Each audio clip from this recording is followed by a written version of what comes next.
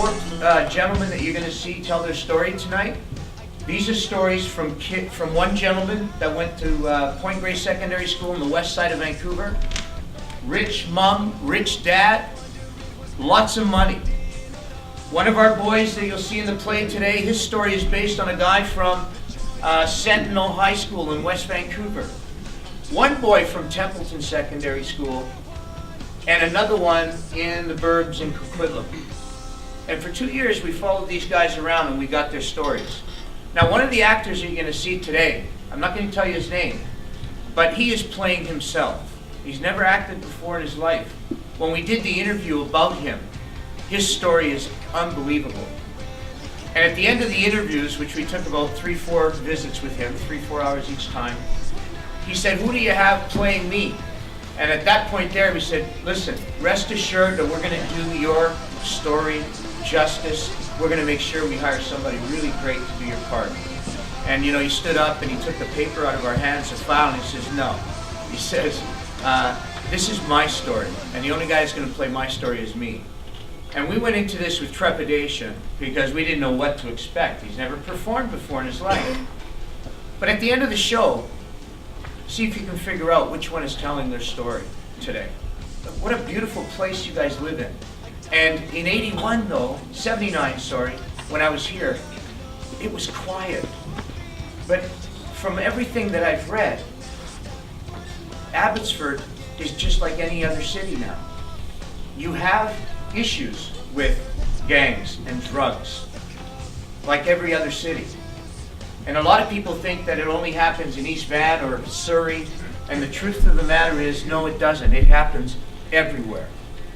So what we did is we started a boys club program. Once a week, these gentlemen come down to the studio, and we have a class just for guys only. And what we did was we go to, at the beginning of each school year, we go right to the principal and we say, "Sir, ma'am, let's have a meeting with all the counselors, and we want every grade counselor to come up with 10 to 15 names of young men that you think would benefit from a program like the Boys Club, where we're going to teach about integrity, we're going to talk about character, and we're going to talk about values." Now I know that your school is big on character. So these guys come down to the drama studio, we have our class, we have about 42 kids in it, and the very first thing to do is we start talking. A lot of people say, "How come you don't have girls in the group?" Well, there's a reason. Because when we ask the guys to talk about the tough part of their lives, they can talk about it.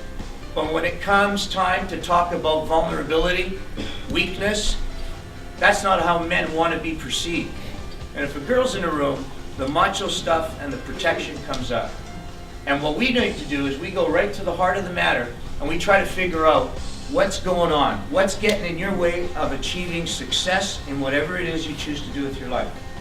We found that 70% of the young men that come to our group, 70% of them are missing a role model at home. A lot of them, their fathers, some of them, their mothers. So then the third thing we ask these guys is, okay, we're going to bring men in here once a week, successful men that have gone on to do great things.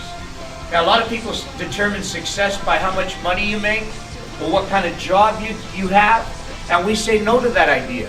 That's not how you determine success. You determine success by the kind of people that we are, the kind of people that we want to become.